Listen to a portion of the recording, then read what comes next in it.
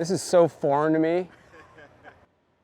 Like every instinct you have as a golfer is gone. Like, I'm like, okay, I feel like literally I'm playing golf on Mars. Oh, we're moving. Yeah, we're moving, yeah. So. And then the SoFi logos are going the other way, so just to screw with you. Wow, that's disorienting. Yeah. Season 2 enhancement here. I haven't had a drink in like 12 years, and I was like, wait a second, where am I? We are here in the belly of the beast, SoFi Center, where they house all the TGL Monday and Tuesday night matches. So much to absorb here, but I've never been in here obviously, but the amount of tech that is in this house is just insane. I want to get to this. Okay, so obviously there's a lot of chatter about everything that's going on with this, and this is such a new idea. It's a startup. There's so much involved. What I want to know first and foremost, take me through soup to nuts. Guy hits a shot. What happens with full swing? What happens with top tracer? If you can just walk me through that, what that looks like. So I mean, the premise was that we wanted to be able to hit golf shots from any lie, anywhere. So right here in front of us, we've got the sand, the real fairway height grass, the real rough height grass. And so the player starts by placing the ball or dropping it if it's in the rough, wherever they want to hit from. And then we start tracking the ball as soon as they hit it, obviously. So step 1, top tracer, which is cameras you can see behind us and above us. There's 8 of them, 4 systems, each system, camera on each side.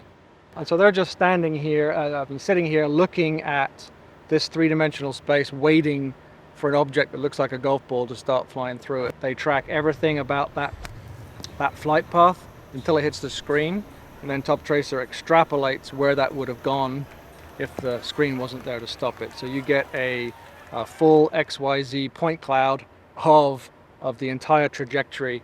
We send that data, top tracer sends that data to the full swing simulator code at the same time that we get moment of impact information from the full swing radars.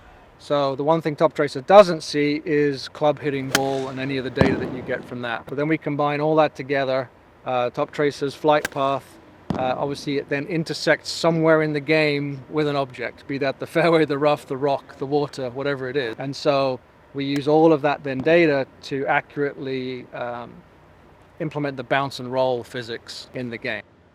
Like I know you had mentioned, I think out in social media, but like divots flying in the air, top tracer might pick that up. And the other thing that you've explained to me a couple times now, since we've been here, is it's very unique to be inside on a simulator hitting 35 yards out before you actually hit a wall, right? Usually it's like you hit a ball and it's right there in front of you. How is that 35 yards calculated? Is that like an optimal spot, an optimal distance to collect the data? Can you explain that to me? Yeah, when we were designing this whole thing and the setup and we hit tons and tons of shots, 35 yards was the sweet spot. Enough of a distance to get enough time of ball flight. And obviously the faster ball you hit with a driver versus a wedge, the faster you hit it, the less time it takes to travel 35 yards. So therefore the less data you would capture of a fast moving object. So we've over-engineered everything, make sure we were within the realm of the way the pros actually hit the ball. And this 35 yards is enough distance to get everything we need to accurately extrapolate where the ball would have gone if it didn't hit the screen. Top tracer doesn't care, doesn't know what you did caused the ball to go the way the ball went. So whether you hit it fat, thin, get a flyer from the rough, don't get a flyer from the rough, little chunky from the sand or not, the ball reacts the way you hit it. We track the ball accurately and extrapolate where it would have gone accurately, so we're there. When it comes to when the ball hits the ground, then we're using all the data that we have at our disposal, top tracer plus full swing, to accurately represent that in the game.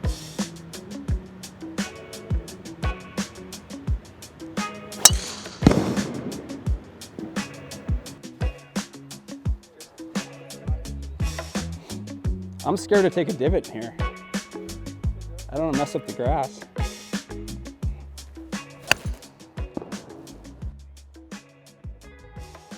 So by layering two technologies together, I minimize the margin of error because they compensate for each other. Okay, so the other variable that's in there, and I don't know how much of a variable it is the golf ball, right? You have Titleist players, you have Srixon players, you have TaylorMade players, and you have Bridgestone players, Callaway players. What kind of adjustments are you making for the golf balls? Like, what do the players need to do on the long shots versus the short shots? Like, how does that, the mechanics of the golf ball thing, how does that work? With our focus on trying to be as accurate and detailed as possible, simulating the outdoor version of the game, we took the knowledge of which golf ball is being hit into the tracking equation, meaning we know the aerodynamic properties of that golf ball, whether that's a Pro V1X or TP5, right, whatever it is. They fly differently.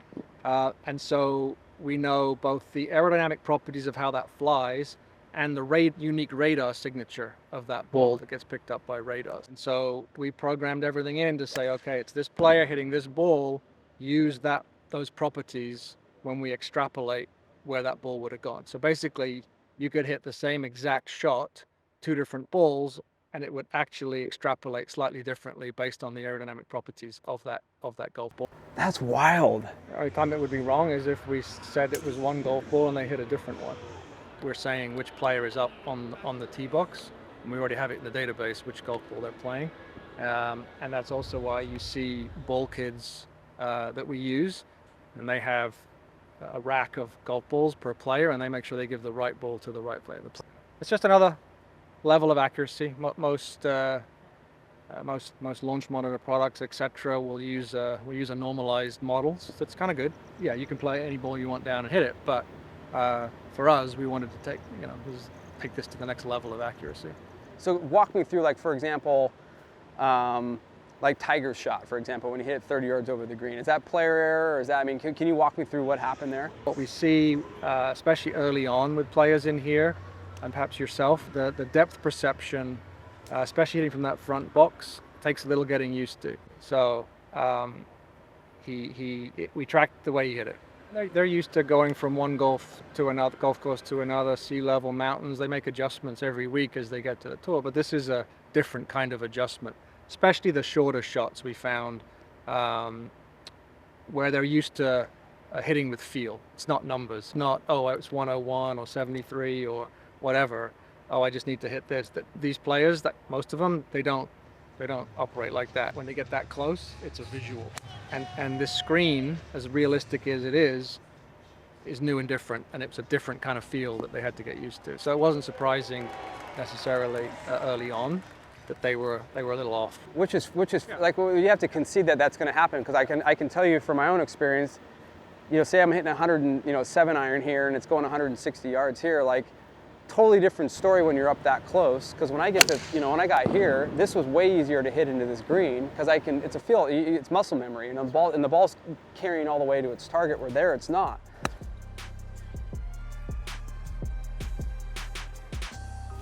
Tell me you got that one. That was nasty. All right, here's the super duper flopper.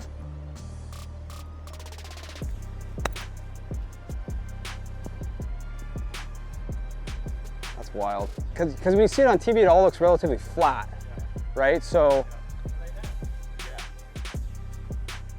do you have to brush it to go that way, or is it just designed that way? That's the way that the grass is all laid this way.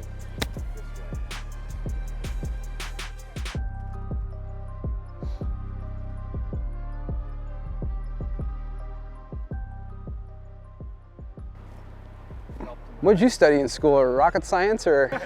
Wait a second, where am I? So if you step back here and kind of squat down, you'll be able to see it better. So Ian will change it between a couple different landscapes we have. So there you go, see it's like kind of breathing. Oh my God.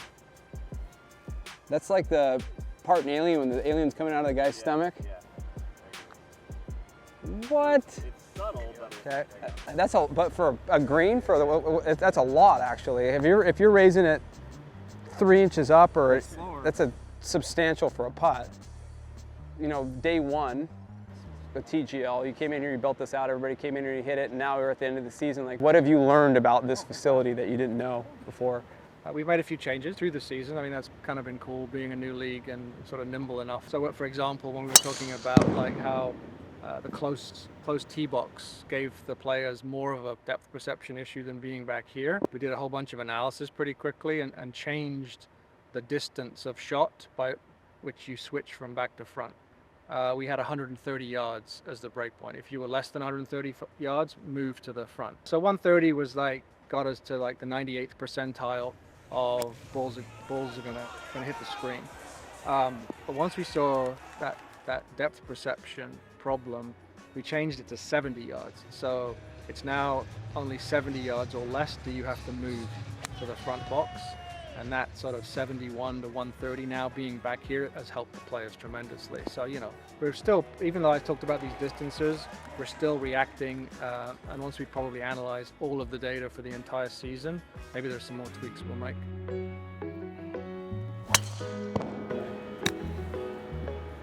Yeah, that's wild.